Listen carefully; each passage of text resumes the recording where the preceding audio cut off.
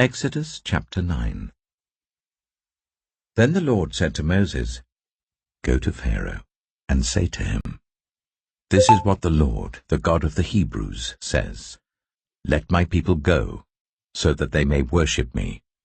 If you refuse to let them go and continue to hold them back, the hand of the Lord will bring a terrible plague on your livestock in the field, on your horses, donkeys, and camels, and on your cattle, sheep, and goats. But the Lord will make a distinction between the livestock of Israel and that of Egypt, so that no animal belonging to the Israelites will die.'" The Lord set a time and said, "Tomorrow the Lord will do this in the land." And the next day the Lord did it.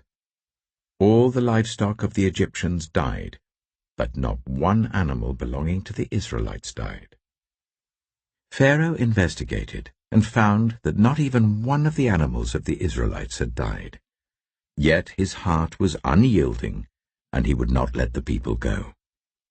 Then the Lord said to Moses and Aaron, "Take handfuls of soot from a furnace, and let Moses toss it into the air in the presence of Pharaoh.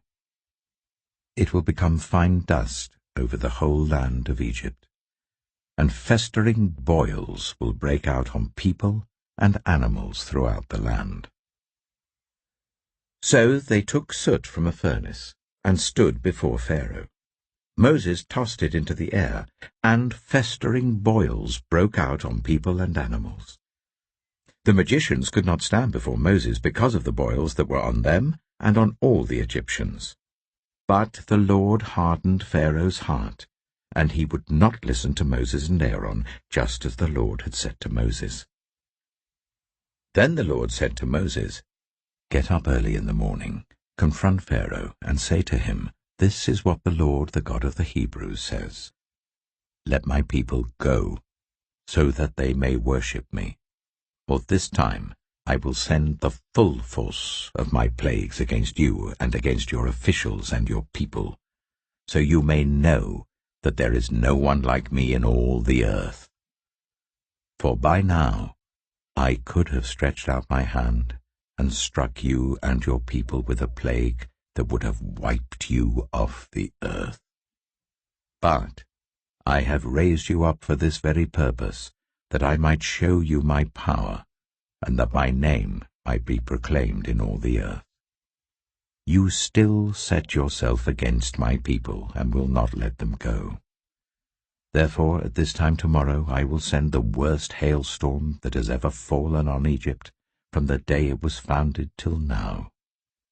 Give an order now to bring your livestock and everything you have in the field to a place of shelter, because the hail will fall on every person and animal that has not been brought in and is still out in the field, and they will die." Those officials of Pharaoh who feared the word of the Lord hurried to bring their slaves and their livestock inside.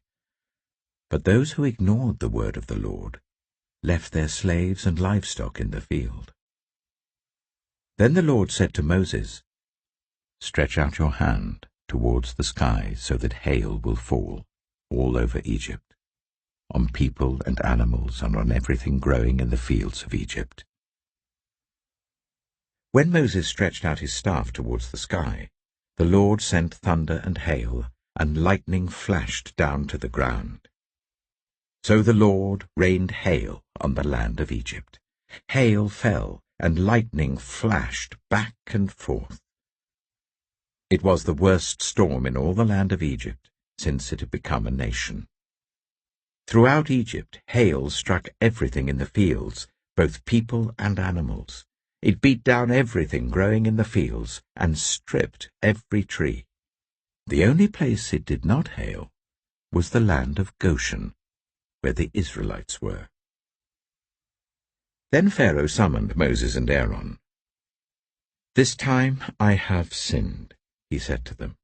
"The Lord is in the right, and I and my people are in the wrong. Pray to the Lord, for we have had enough thunder and hail. I will let you go. You don't have to stay any longer."